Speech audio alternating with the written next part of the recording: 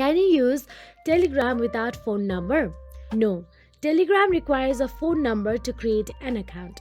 The phone number is used for account verification and it helps establish your identity on the platform. And here is how the process works. Firstly, once you open the Telegram, you will be navigated to sign up for the Telegram. You must enter your phone number.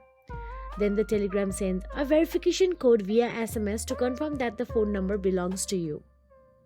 After your account is set up, you can log in using the same phone number. However, you cannot fully use Telegram without linking it to a valid phone number.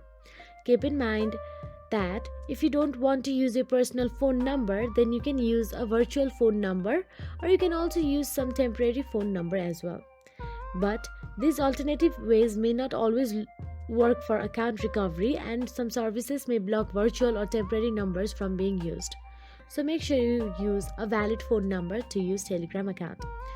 So that is it. If you found this video helpful, please like, share and subscribe, and thank you so much for watching.